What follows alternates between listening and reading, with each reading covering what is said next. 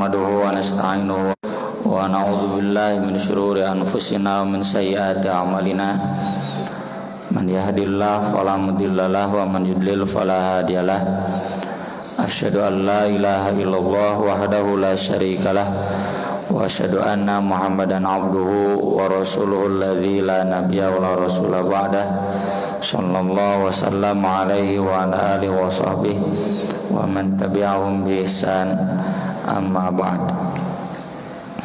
Faqala Allah ta'ala fil Qur'anil Karim, a'udzu billahi minasyaitonir rajim. Ya ayyuhalladzina amanu taqullaha wa kunu ma'as-shadiqin. Ya ayyuhalladzina amanu taqullaha wabtaghu ilaihil wasilah wajahidu fi sabilihi la'allakum tuflihun. Ya ayyuhalladzina amanu taqullaha wal tanzur nafsum ma qaddamat lighad wattaqullaha innallaha khabirum bima ta'malun. Dalam hadis-hadis tentang ilmu yang salah satunya tadi dibacakan dan di Kitabul Ilmi, di kitab Sahih Bukhari, Ibnu Hajar menjelaskan dalam kitab Fathul Bari bahwa yang disebut ilmu dalam hadis itu fokusnya ada 3. Yang pertama ilmu tafsir, yang kedua ilmu hadis, yang ketiga ilmu fikih. Jadi hadis-hadis yang memerintahkan utlubul ilma, ya, kemudian man salaka tariqan yaltamisu fi ilman, ya, kemudian thalabul ilmi faridatun ala kulli muslim, itu semuanya tertuju pada 3 ilmu tersebut, yaitu ilmu tafsir, ilmu hadis, dan ilmu fikih.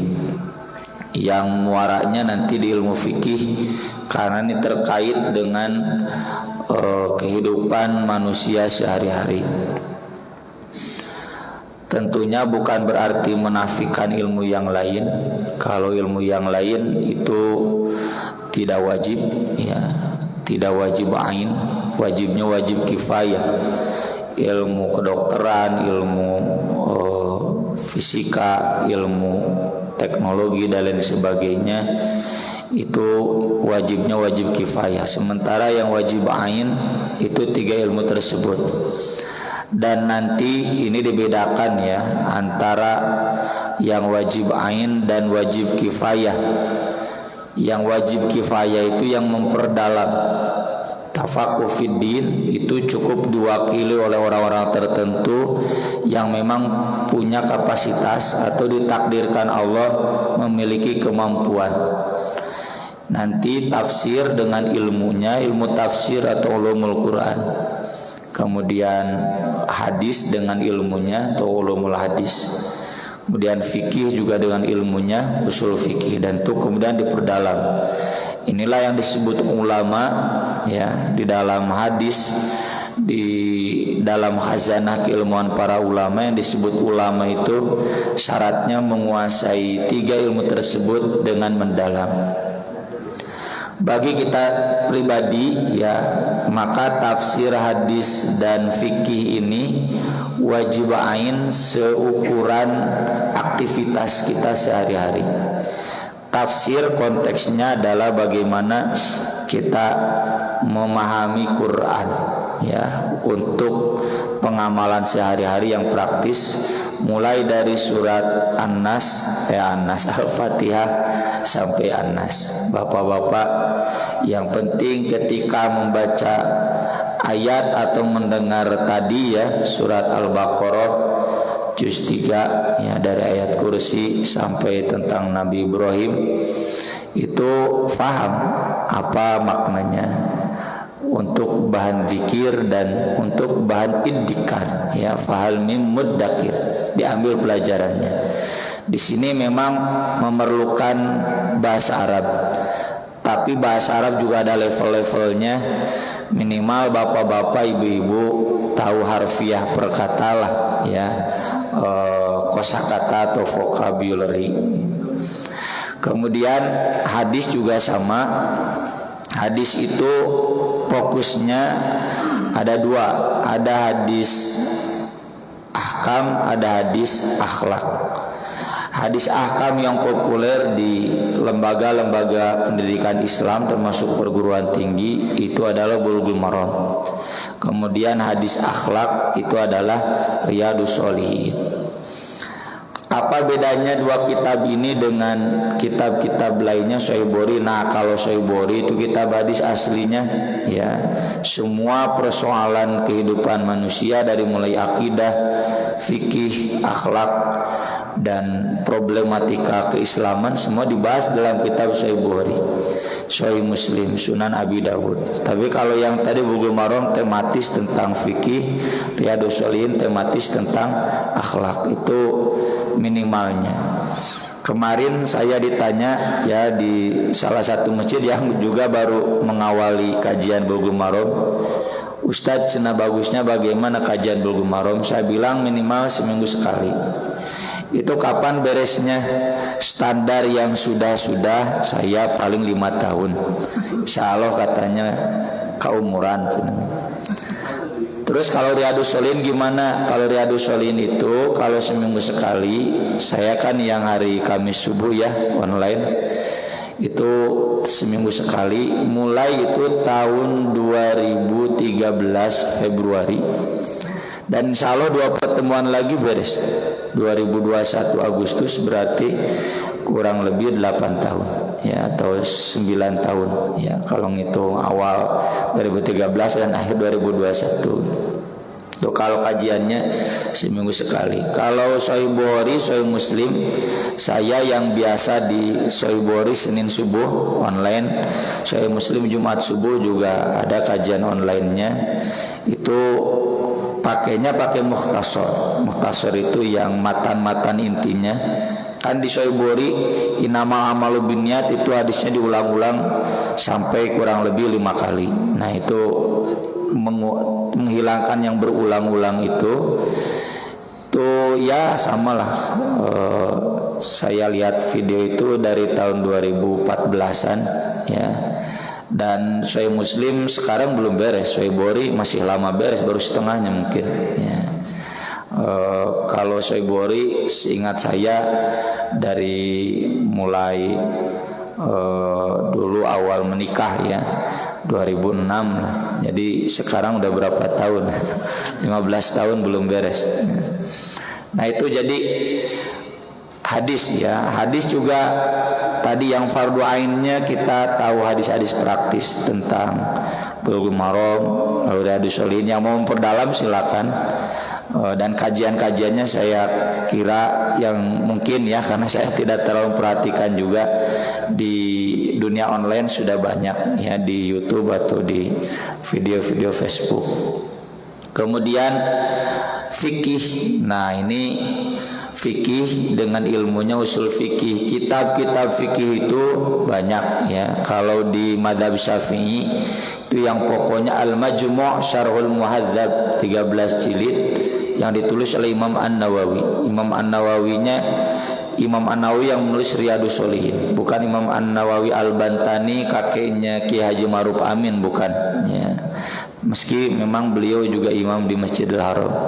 Imam An-Nawawi yang hidup pada tahun 1200-an, sejaman dengan Ibnu Taimiyah, dan beliau pengasas perumus di mazhab Syafi'i. Kalau di mazhab Hanbali itu biasanya pakai kitab Al-Mughni ya, kemudian Al-Mughni tulisan Ibnu Qudamah ya, itu juga yang dirujuk oleh Ibnu Taimiyah ke bawah. Tapi kita yang praktis-praktis saja wajibnya, yaitu minimalnya di Bulughul Maram. Ini kitab Bulughul Maram diakui oleh semua ulama di setiap mazhab. Contoh Saudi Arabia itu kan mazhabnya Hanbali ya, kalau di kita Salafi. Tapi kitab Bulughul Maram dipakai meskipun mazhabnya mazhab Syafi'i. Dan nah, ini yang menarik dengan ilmu fikih itu ya, bapak-bapak, ibu-ibu, sering kali ya di masjid-masjid seperti masjid ini yang nggak ada benderanya kan ya, dan nggak boleh ada benderanya. Bendera apa? Walau alam. Itu sering, Ustadz jangan bahas fikih. Karena kenapa? Fikih itu ya rentan, di sini rentan apa gitu. Emang mau ibadah gitu. Nah, jadi perspektifnya fikih itu memecah belah. Fikih itu membuat perbedaan. Nah, ini yang harus diluruskan. Fikih itu justru mempersatukan. Ya, kalau memang metodologi ilmu fikih yang dipakainya adalah ilmu fikih yang diwariskan oleh para ulama. Ya. Ibnu Hajar mazhab Syafi'i. Ya, mazhab Syafi'i. Mazhab Syafi'i itu kalau di kita NU habaib. Ya, Ibnu Hajar membenarkan Maulid Nabi, tukang muludan. Ya, Ibnu Hajar juga membolehkan membaca Quran di atas kuburan, ya. Dan ketika beliau wafat itu kata muridnya Imam Asy-Syarqasi 1 bulan ngantri para ulama membaca Quran 30 juz di atas kuburannya. Itu kan persis tradisi di kita di NU. Dan beliau meski demikian kitabnya dikaji oleh berbagai mazhab. Termasuk ya karya besar Ibnu Hajar, dan ini karya besar dalam fikih dan hadis. Itu adalah Fathul Bari. Sehingga beliau mendapatkan gelar yang gelar itu tiada duanya, Al-Hafidh. Ya. Ini di kita ada degradasi gelar Al-Hafidh, ya. Beberapa masjid kadang nulis, termasuk Sadyedi juga pernah nulis Al-Hafidh. Saya protes. Jangan pakai nama saya Al-Hafidh. Kakarage apal Quran bisa yang Al-Hafidh. Al-Hafidh itu gelar untuk ulama yang minimal dia hafal 9 kitab hadis plus rawi-rawi. Saya boleh disebut Al-Hafidh, tapi Al-Hafidh dalam sepak bola saya bilang, ya.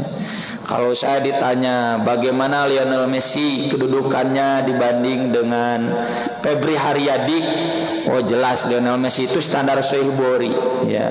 Febri Haryadi itu ya standar Al-Baihaqi mungkin gitu, ya, standar Ibnu Majah gitu. Kan ada derajat-derajatnya kan, nggak mungkin pemain bola kita setarakan, ya. Ronaldo, Messi, ya itu tobako awal. Kemudian tobako di bawahnya apa ya kemarin Chiesa gitu yang dari Itali. Kemudian Mbappe yang dari Prancis tuh tobako itu. Saya tahu kalau pemain bola, tapi kalau hadis enggak. Kalau saya ditanya misalkan ini Robert Lewandowski, ya, pemain Bayern Munchen tuh lahir tahun berapa tahu? Ya, hidupnya di mana, klub apa saja, ya. Ini anak-anak sanawiyah juga santri ararapal, bahkan santri ugi-ugi ararapal. Santri akhwat, ya. Apal, ngacete ararapal. Itu berarti kamu punya bakat untuk ilmu hadis. Ilmu rijal hadis, tapi rijal hadis sepak bola. Bapak juga sama kan, minimal pemain Persima apal, Pak. Tidak gue tak apal. Jadi tahunnya, masanya, kualitasnya, posisinya kan gak bisa kita samakan. Ya, kualitas rawi itu ulama hadis Al-Hafidh itu sampai begitu. Kita kenal, kalau saya sering rujukan Al-Hafidh Ibnu Katsir, kalau tafsir Al-Hafidh Ibnu Hajar. Nah, kalau disebut Al-Hafidh saja tanpa ada nama, semua sepakat pasti Ibnu Hajar. Ya, kenapa? Karena memang beliau, jadi kata guru saya yang wafat bulan kemarin, ya, yang di Al-Mughni, ya, di Jakarta. Ketika Imam Bukhari wafat, para ulama bilang, adakah penggantinya? Rupanya tidak akan ada. Tapi ketika Ibnu Hajar hadir dengan kecemerlangan ilmunya, nah para ulama bilang inilah pengganti Imam Bukhari. Dan ketika Ibnu Hajar wafat, para ulama juga bilang adakah penggantinya?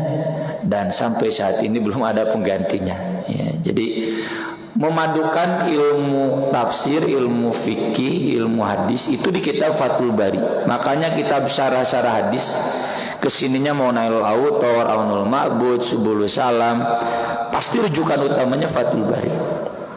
Nah ini Sahih Bukhari itu ini diperselisihkan ya, apakah madhab Syafi'i atau madhab Hanbali. Tapi saya lihat pribadi lebih cenderung ke madhab Hanbali karena beliau langsung talaki ke Imam Ahmad bin Hanbal, tapi disarah oleh Imam Ibnu Hajar.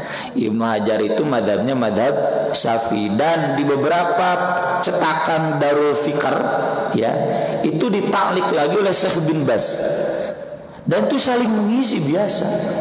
Ibnu Hajar mengkritik Imam Bukhari, Syekh bin Baz mengkritik Ibnu Hajar.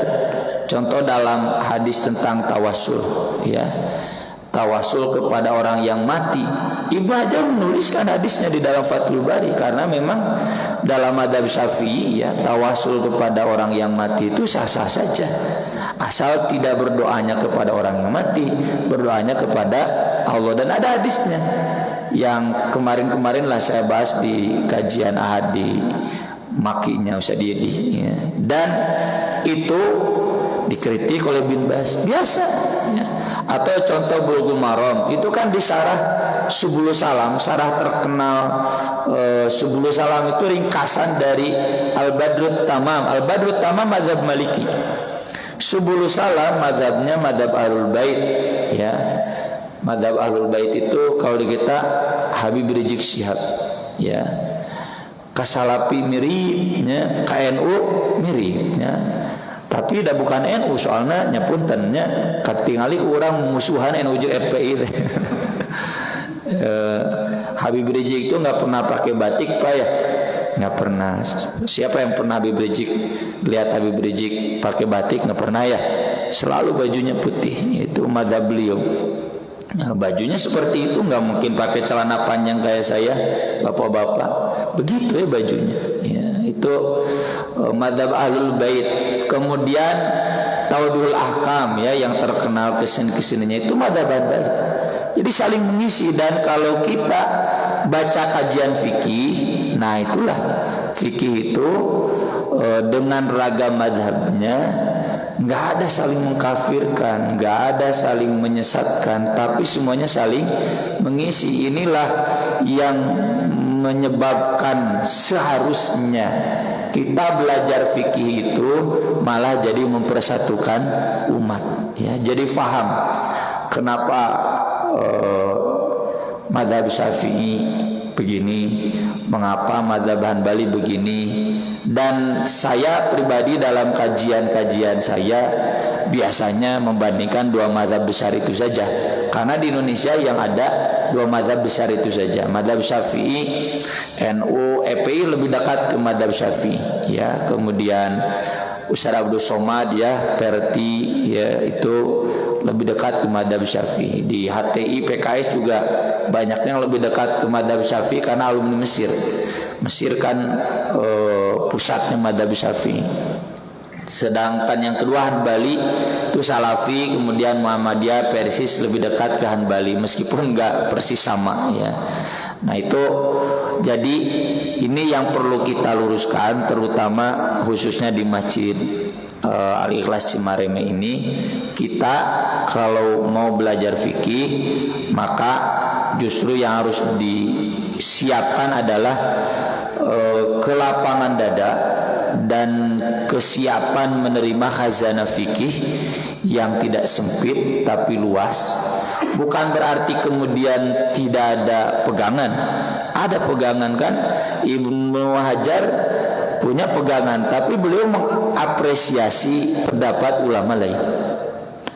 Syekh Albani punya pegangan, tapi beliau juga mengapresiasi pendapat ulama lain. Syekh bin Baz demikian. Dalam hal yang tidak setuju tinggal dikatakan tidak setuju. Itu budaya fikih seperti ini harus dijunjung tinggi dan harus menjadi budaya ilmu di kita semua ya. Karena sebagaimana dijelaskan dalam definisi yang muktabar, apa yang disebut al-fiqhu? Al-fiqhu itu al-ilmu bil ahkami syar'iyyah allati tariquhal ijtihad. Fikih itu ilmu tentang hukum-hukum syariat. Hukum syariat itu secara umum 5: wajib, mandub ya, mandub bahasa kitanya sunat, haram, makruh, mubah. Dan hukum syariat ini nanti beda dengan hukum akal kan, pasti tidak pasti. Yang metodenya ijtihad. Apa ijtihad? Ijtihad itu arti asalnya mencurahkan tenaga pikiran. Dan ijtihad itu maksudnya mencurahkan tenaga pikiran untuk meneliti. Dan ijtihad itu wilayahnya zonni, yang memang harus diteliti. Dalam khazanah dalil itu, ini sudah takdir Allah. Ada dalil itu yang qat'i, ada yang zonni. Qat'i itu pasti, zonni itu samar. Dan kita nggak boleh bertanya kenapa nggak semuanya diqat'ikan. La yus'alu amma yaf'alu wa hum yus'alun. Allah tidak boleh ditanya apa yang jadi kehendak dia, kita yang nanti ditanya. Cuma kita bisa mengambil hikmahnya. Kalau semuanya qat'i, nanti akal manusia nggak berkembang dan tidak fleksibel. Ibaratnya nanti gambarannya Kristen di abad pertengahan. Semuanya qat'i padahal zaman ada fleksibilitasnya. Akibatnya Kristen tidak bisa mengikuti perkembangan ilmu, lalu kemudian dimusuhi oleh ilmu pengetahuan. Muncullah istilah dogma. Apa dogma itu? Dogma itu ajaran-ajaran agama yang out of date. Ya. Nah, disinilah dalam dalil-dalil agama, mau itu dalil ibadah, akidah, akhlak, terutama akhlak, itu ada yang qat'i, ada yang dzanni. Kalau akhlak hampir semuanya qat'i, ya, beberapa saja yang dzanni. Qat'i itu pasti tidak membuka wilayah perbedaan pendapat. Contoh, sholat 5 waktu wajib, ya, saum Ramadan wajib, riba haram, zina haram, khomer haram. Eta mah bahas kudu. Kalau kemudian dibahas di DPR, di DPRD tentang peredaran miras dan ada celah-celah melegalkan, nah itu masuk ayat-ayat Quran. Lima tuharrimu ma halallahu lak, atau la tuharrimu thayyibati ma halallahu lakum, la tuhillu sya'airallah wala sya'rul haram. Pokoknya enggak boleh melanggar aturan halal dan haram, ya. Tapi nah di luar itu ada dalil-dalil yang zonni. Nah, inilah wilayah ijtihad, penelitian, dan inilah yang menyebabkan syariat Islam fleksibel, ya. Syariat Islam fleksibel. Apa contoh wilayah-wilayah yang zonni? Contohnya adalah sholat tarawih itu sunnah bid'ah. Kalau sunnahnya bagaimana, berapa rakaat? Nah, di sini wilayah zonni, ini wilayah ijtihad, ya. Kemudian bagaimana kedudukan niat di dalam sholat, ya, mana yang harus pasti, mana yang boleh disatukan, ya. Contoh misalkan saya masuk masjid, ini sholat tahiyatul masjid, sholat syukur wudhu, sholat qobliyah subuh, sholat subuh, ya, 2 rakaat, pulang lagi. Pak, kenapa pulang lagi? Kan belum sholatnya. Udah, saya mah tadi 2 rakaat itu qobliyah subuh, sholat subuh, tahiyatul masjid, syukur wudhu. Nah, itu pembahasan niat ini masuk wilayah ijtihad. Dan nanti memang ada wilayah jumhur dan non jumhur, ya.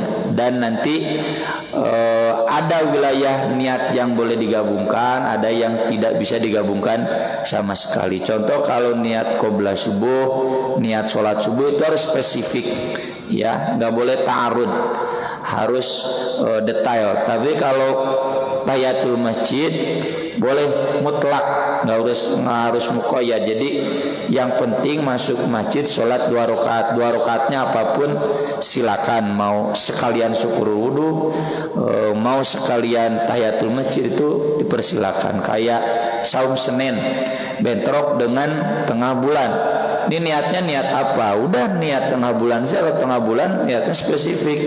Kalau saum Senin nggak apa-apa, yang penting di hari Senin saum, mau saum tengah bulan, saum nadar, saum kodok, ataupun saum sengaja saum Senin. Nah itu wilayah-wilayah ijtihad, termasuk adzan subuh, as-salatu minan naum atau tidak, ini juga wilayah ijtihad. Nah ini menuntut penelitian dari para ulama. Nah karena itu kalau kita belajar fikih, usul fikih, sering disebut sholat 5 waktu wajib, riba haram, khamr haram, itu bukan wilayah fikih. Wilayah apa itu? Itu mah wilayah syariat istilahnya itu. Jadi yang sudah pasti-pasti itu wilayah syariat. Nah yang masih perlu penelitian itu wilayah fikih. Dan wilayah fikih ini setidaknya ada 5 mazhab, atau tambah satu lagi lah, ya 5 mazhab.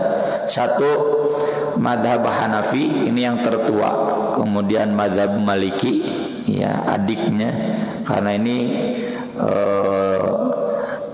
tabi'in, ya. Kemudian mazhab Syafi'i, ini Abu Hanifah dan Imam Malik ini sejaman lah, meskipun senior Imam Abu Hanifah.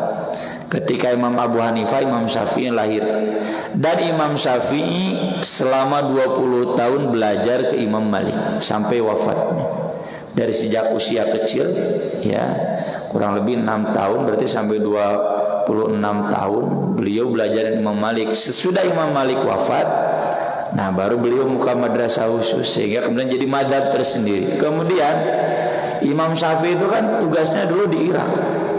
Kata Imam Syafi'i ketika beliau pindah ke Baghdad, ke Mesir, ya, saya meninggalkan Baghdad dengan meninggalkan seorang murid yang paling solih dan pintar, yaitu Ahmad bin Hanbal. Nah Ahmad bin Hanbal nanti punya mazhab tersendiri. Jadi itu opat mazhab itu guru jeung murid, ya. Jadi tong heran lamun guru jeung murid beda mazhab.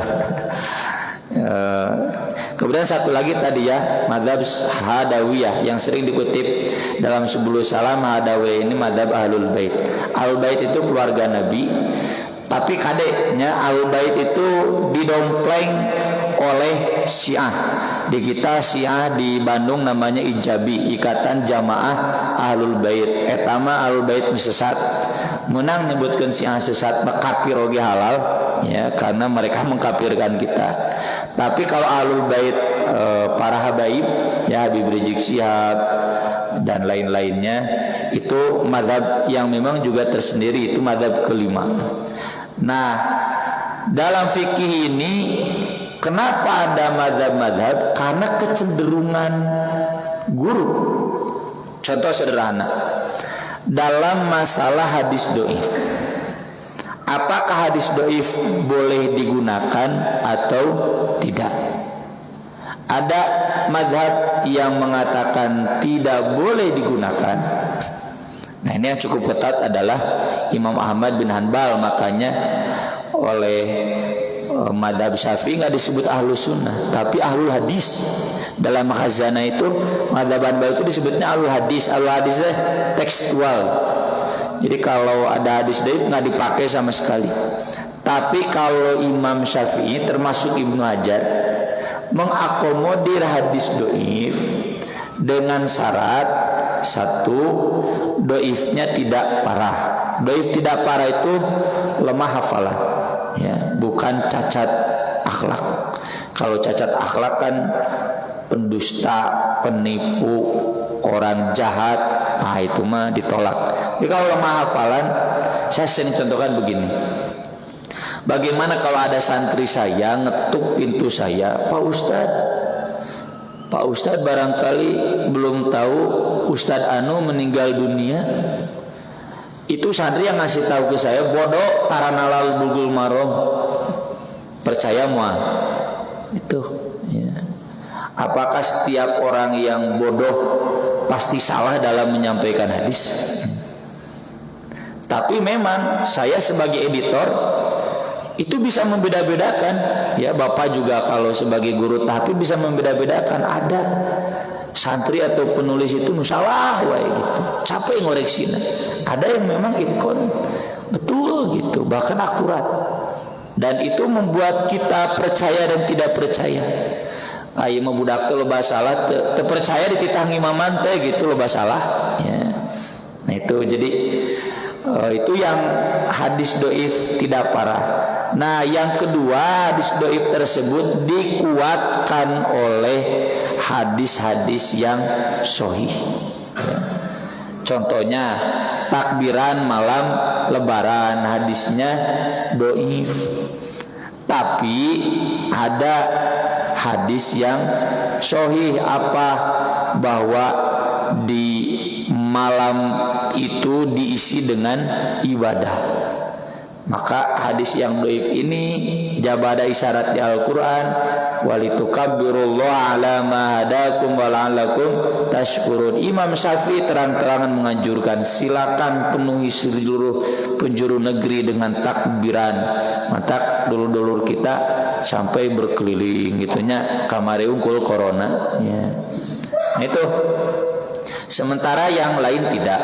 Contoh kunut subuh dhaif, dalil yang dari nabinya, tapi ada pengamalan beberapa sahabat. Nah, apakah ini kemudian bisa diakomodir jadi dalil atau tidak? Nah, ini ada perbedaan mazhab pilihan. Maka dari itu nanti perbedaan kesimpulan ya.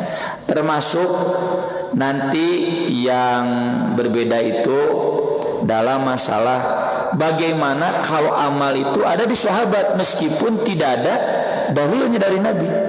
Contoh apa? Contoh tarawih 23, nggak ada dalilnya dari Nabi. Tapi sahabat memang sejak zaman Umar terus ya. Kata Imam Malik, sejak saya kecil, Imam Malik kan tabiin, orang Madinah. Di Madinah itu tarawih itu 23. Berarti kan amal para sahabat, para tabiin, tapi dalilnya nggak ada. Apakah ini bisa dipakai atau tidak? Nah ini nanti ada perbedaan mazhab. Ada yang mengatakan tidak, ada yang mengatakan bisa dipakai. Nah inilah jadi fikih itu tidak sesederhana hitam putih. Ada yang hitam putih, wilayah yang tadi ya, yang qot'i, tapi kebanyakan ada wilayah yang ijtihadiyah. Dalam hal inilah maka kita semua sebagai para pengkaji fikih harus siap membuka hati, membuka mata, membuka telinga, dengarkan dulu, simak dulu argumentasinya. Kalau kurang jelas konfirmasikan. Nah itu. Dan sekarang alhamdulillah ya sudah zamannya terbuka. Bapak-bapak kan bisa enak belajar fikih NU, buka channel Buya Yahya ya. Jadi pokoknya mah wah fikih NU, bagi bapak yang tidak tahu NU kan jadi hafal dalilnya. Sampai jamaah saya, Ustaz abdi muka Buya Yahya samik cenah gini juga Ustaz galak cenah gitu dalam masalah fikih, tapi nah dalam beberapa hal tertentu galaknya galak yang berkiblat ke NU ya iya kan Buya Yahya orang NU saya bilang gitu. Tapi dah cenah Ustaz pakai dalilnya itu cenah mah NU teu make dalil. Itu mah asumsi sempit saja, asumsi sempit orang Persis Muhammadiyah nyebutkan NU teu make dalil, piraku teu make dalil. Mereka para kiai, para ulama ya. Atau ya kalau yang tidak akrab dengan Salafi kan ada ya channel-channel Ustaz Salafi, mengapa adanya mereka galak-galak gitu, ada dalilnya. Nah di sini kan bapak-bapak bisa sekarang belajar online juga bisa, dan kita nanti bisa diskusikan sisi mana yang mungkin saya bisa bantu menjelaskan. Nah mudah-mudahan dengan kajian Bulughul Maram yang nanti akan kita kaji, meskipun walau alam ya kapan beresnya minimal kita nyatu lah bab sholat mapanya, bab sholat nepikeun ka bab saum ya kita hafal atau tahu bagaimana rututan fikihnya. Saya kira sebagai pengantar cukup sekian, sisanya buat tanya jawab, mangga dipersilahkan.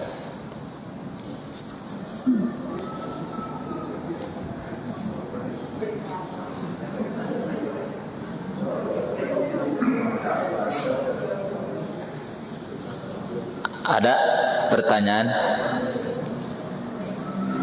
Sengaja nggak sampai jam 6 nih, takut baca pertanyaan. Mangga. Saya bapak-bapak langsung aja. Itu yang di belakang. Mangga.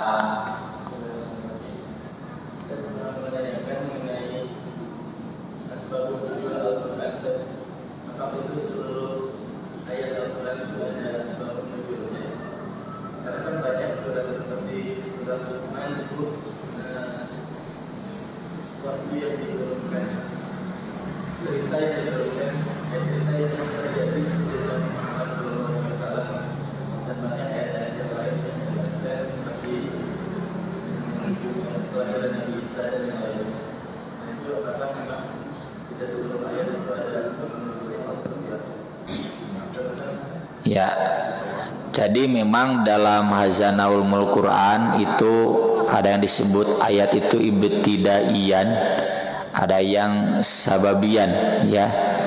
Ibtidaiyan itu artinya nggak ada sababun nuzulnya, memang langsung turun saja, kayak perintah sholat, ya, langsung turun. Ada juga yang ada sababun nuzulnya.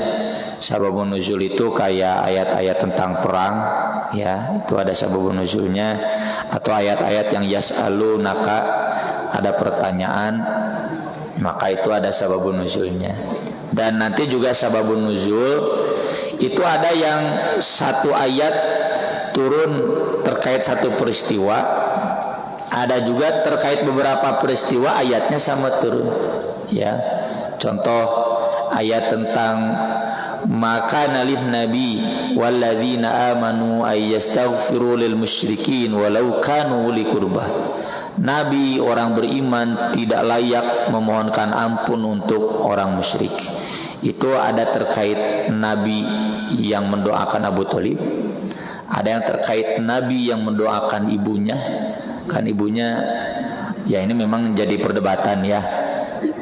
Cuma dohirnya yang saya tahu, menurut saya kuat, ibunya wafat dalam keadaan musyrik, ya. Nabi mendoakan sampai menangis. Tanya oleh sahabat, kenapa menangis? Karena turun ayat itu. Jadi satu ayat itu kadang turun beberapa kali, ya. Meski ada juga yang ayat turun 2 kali dan memang dua-duanya ditulis di Al-Quran. Contoh ayat ya ayuhan nabi jahidil kuffar wal munafiqin waghlud alaihim wa ma'wahum jahannam wa bi'sal masir. Itu di surat At-Taubah ada, di surat At-Tahrim juga ada. Jadi ada ayat yang turun 2 kali, 3 kali itu ditulisnya 1 kali. Ada yang ditulisnya jadi 2 kali itu. Itulah tadarus Nabi dengan Jibril itu membahas itu, ya, termasuk sababun nuzul dan lain sebagainya. Dan nanti dalam kaitan fikih, sababun nuzul itu bisa mempengaruhi fikih, bisa juga tidak, ya. Ada satu ayat itu maknanya umum, tidak terkait sababun nuzulnya. Contoh misalkan ayat innal hasanat yudhibna sayyiat aqimus sholat tarafayin nahar wa zulafan minal lail innal hasanat yudhibna sayyiat. Itu kan terkait pertanyaan seorang Arab, saya menyentuh perempuan, bagaimana saya ini kifaratnya? Kata Nabi, jinah enggak, jinah meren bobogohan tetanggepan gitunya, ciciuman walau alam, ya. Lalu turun ayat tadi. Kemudian kata Nabi beres sholat duhur kalau nggak salah, sudah, kamu sudah sholat, sudah terhapus dosanya. Tentu bukan berarti ayat kebaikan menghapus kejelekan itu bukan untuk kasus dosa yang tadi saja, semua kejelekan. Ada juga yang mempengaruhi fikih gitu, ya. Kemudian apakah masjid harus memiliki bendera tertentu? Enggak, Rasulullah juga enggak punya bendera, ya. Rasulullah bukan orang Persis, orang NU, Muhammadiyah, bukan, ya. Rasulullah bukan Salafi. Rasulullah ya Rasulullah, cuma Salafi, NU, Muhammadiyah, Persis ini sedang orang-orang berlomba-lomba ingin seperti Rasulullah. Sesama orang yang berlomba-lomba dalam kebaikan, jangan saling sikut, ya. Pastabiqul khairat, kehendak kasalalurga kene, ya. Oh ya, saya lupa tadi ijtihad itu, Pak, di hadis Nabi kan, kalaupun tepat 2, Kalaupun tidak tepat pahalanya 1. Ada yang dosa enggak? Enggak ada. Makanya para ulama masih dosakan. Saya sering katakan begini, yang kunut subuh ya, yang tidak kunut subuh pahalanya 2, yang kunut subuh pahalanya 1. Saya sendiri tanya, kenapa Ustaz yang tidak kunut subuh pahalanya 2? Saya jawab sederhana, karena saya tidak kunut subuh gitu. Sok dek naon. Lalu kata Nadir itu, seharusnya yang kunut subuh 2, yang tidak kunut subuh 1. Yalah, sesama yang dapat pahala jangan saling usil gitu, saya bilang. Ya udahlah gitu. Jadi nggak ada yang masuk neraka selama itu wilayah fikih. Ini nilai yang saya maksud mempersatukan. Kemudian apa keuntungan dan kerugian memiliki bendera tertentu? Nggak ada keuntungan, nggak ada kerugian. Ya. Kalau dalam kaitan duniawi, bendera itu saya kemarin ada diminta video oleh santri, video singkat ada 6 menit. Saya memang membahas pembuktian iman lewat organisasi, tapi saya tidak mematok satu organisasi tertentu. Organisasi itu juga masjid bisa organisasi, karena saya sampaikan di video itu PR besarnya bagaimana organisasi-organisasi yang sudah ada itu jadi sofan. Sofan itu berbaris rapi sama. Dan ini yang susah di kita ya. Ya jangankan partai politik, ormas Islam hese. Forum silaturahmina ya 2. Anu dipimpin ku Muhammadiyah, jeung anu dipimpin ku NU. Forum silaturahmi ormas Islam deh gitu. Nah ini PR besar kita. Jadi keuntungannya kita bisa berdakwah secara lebih terorganisir. Tapi juga bisa jadi kelemahan, karena kalau orang yang berorganisasi tersebut sempit dengan organisasi jadi rigid ya. Saya punya senior ya, juniornya Ustadz Yahya ya di Cimahi Cipageran. Tajna nama di dia mawa jamnya organisasinya kan baik, penting dakwah jalannya, karena di sini fleksibelnya begitu ya, nggak apa-apa. Yang jelas kita berdakwah terorganisasi, organisasinya apa saja, dan kita siap untuk merapatkan barisan sesama organisasi itu ya. Yang saya maksud di video kemarin, yuhibbul ladina yuqatiluna fi sabilihi soffan, itu yang pokoknya begitu saja. Kemudian apa hukumnya mencampur adukan madhab, misalnya untuk sholat menggunakan madhab Syafi'i, namun untuk berwudu dengan madhab lain. Asal bapak atau ibu yang bertanya ini punya dalil yang kuat saja ya, karena di kita pada begitu. NU juga nggak sepenuhnya Syafi'i, ada juga dalam beberapa hal yang Hanbali. Komo persis jeung Muhammadiyah yang tidak bermadhab mah tepugu madhabna. Jadi dalam masalah tertentu jika madhab Syafi'i, dalam masalah tertentu jika madhab Hanbali gitu. Nggak apa-apa ya, asal yang penting jelas argumentasi dalilnya. Kan Nabi juga tidak bermadhab ya, Nabi madhab naon Pak? So ya. Apakah kita wajib bermadhab? Kalau maksud wajib bermadhab itu kita belajar agama secara metodologis ya. Tapi kalau yang dimaksud bermadhab itu adalah kita taklid, nggak bisa.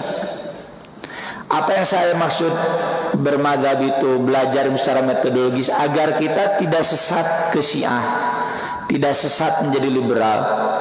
Tapi contoh, saya misalkan sekarang ada dalam satu madhab, nggak boleh taklid. Bagaimana taklid itu? Yang benar itu salafi, NU itu tidak salafi, neraka gitu. Atau orang itu aswaja itu ya NU, salafi itu bukan aswaja, eta duana antara raklid ya.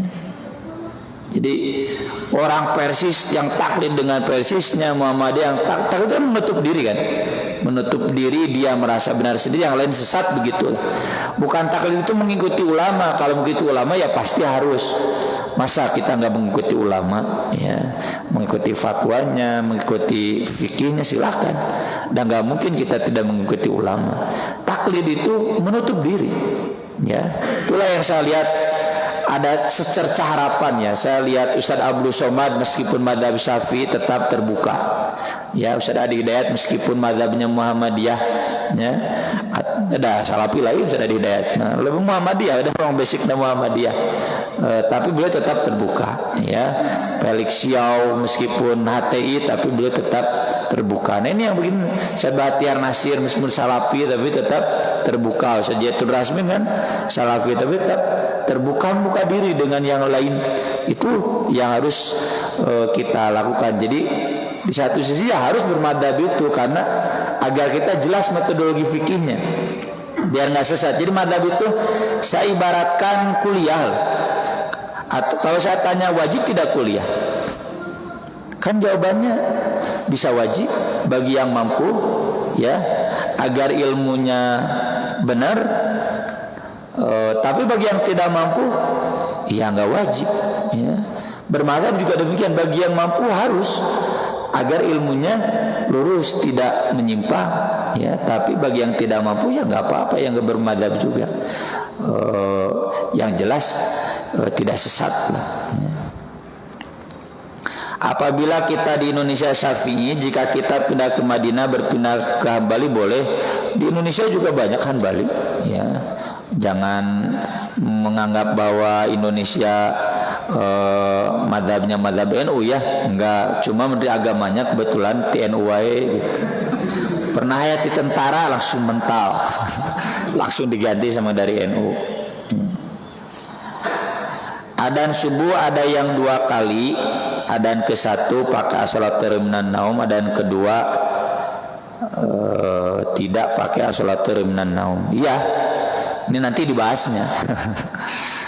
Jadi begini Pak, ya, adzan itu mutawatir. Mutawatir itu sabawir hiji, ya. Kayak saya katakan Soekarno presiden pertama Indonesia, sepakat kan? Meskipun bapak-bapak juga nggak pernah bertemu Soekarno, beberapa juga yang tidak sejaman Soekarno wafat, bapak belum lahir kan ada. Saya juga begitu, ya. Tapi semua sepakat Presiden Soekarno itu presiden pertama, itu mutawatir. Adzan juga demikian, ya. Dan mutawatirnya adzan itu, adzan subuh itu ada salatul minan naum, ya. Yang tidak salatul itu tidak mutawatir, ya. Guru saya Hasan juga as-salatul minan naum adzan subuhnya, ya. Cuma kesininya ada yang tidak Muhammadiyah juga, awal-awalnya suatu kesininya ada yang tidak. Dan itu kalau di Madinah, di Makkah itu mazhab Syekh Albani. Syekh Albani mazhab Subul Salam As-Sunani mengatakan bahwa as-salatu minan naum itu dalilnya ada 2. Ada yang menyebutkan adzan fajar saja, ada yang menyebutkan adzan fajar awal. Maka berarti yang dimaksud adzan fajar saja itu fajar awal. Adzan fajar awal itu ya yang membangunkan sahur. Itu mazhab As-Sunani Subul Salam. Sebelumnya saya belum menemukan. Dan mazhab Syekh Albani. Tapi Syekh Albani dibantah juga oleh Syekh Utsaimin, Syekh bin Baz, ya, sesama Syekh Salafi. Dibantah juga oleh Hay'ah Kibarul Ulama Makkah, Saudi Arabia. Adzan fajar awal itu di dalam Sahih Muslim ada adzan subuh, bukan adzan awal sahur, ya, adzan subuh. Bilal itu menambah salat minan naum itu adzan subuh, ya. Jadi apa adzan yang keduanya? Adzan yang keduanya adalah qomat. Karena kan ada dalil di antara 2 adzan ada salat. Apa 2 adzan itu? Adzan dan qomat. Jadi adzan ke qomat itu ada jeda dulu buat salat 2 rakaat. Nah, kalau saya ditanya, "Ini Ustaz cenah di masjid adanya terbakar salat minan naum?" Saya jawab, karena ketua DKM-nya enggak membolehkan, ya. Gitu, yang boga masjid aku mana boga masjid ada masjid. Soalnya di masjid yang itu yang tadi saya bilang, ya minimal 5 tahun lah kalau seminggu sekali gitu. Ustaz di sini nggak ada soal jadi gimana? Tanya aja ketua DKM, cek ketua DKM nggak boleh, ya udah samina watana we kuma pimpinan. Pikir itu kan gimana pimpinan ya? Kalau negaranya mazhabnya Hanbali kayak di Saudi ya ikut aja mazhab Syafi'i juga. Ya, sama hukum juga kan ada mazhab UGM, ada mazhab Unpad, ada mazhab UI. Ya gimana? Yang pegang kekuasaan, cek hakim A kan yang dissenting opinion ya boleh berpendapat berbeda tapi tetap keputusan ada di pimpinan. Cek hakim Mahkamah Konstitusi ini undang-undang UUD 45 tidak berlaku oleh LGBT. Yang 4 kan mengaku, yang 5 tidak, ya udah. Yang berbeda pendapat mengalah kepada yang berkuasa. Jadi tergantung yang berkuasa di Masjid Al-Ikhlas ini siapa, ya kita ikuti saja. Begitu mungkin Pak Bu ya masalah adan, mohon maaf. Dan mohon maaf saya akhiri kajian ini karena saya juga ada kelas jam pertama. Aku qouli hadza wa astaghfirullah li wa lakum. Subhanakallahumma bihamdik asyhadu an la ilaha illa anta astaghfiruka wa atubu ilaik. Wassalatu wassalamu ala Rasulillah. Wassalamualaikum warahmatullahi wabarakatuh.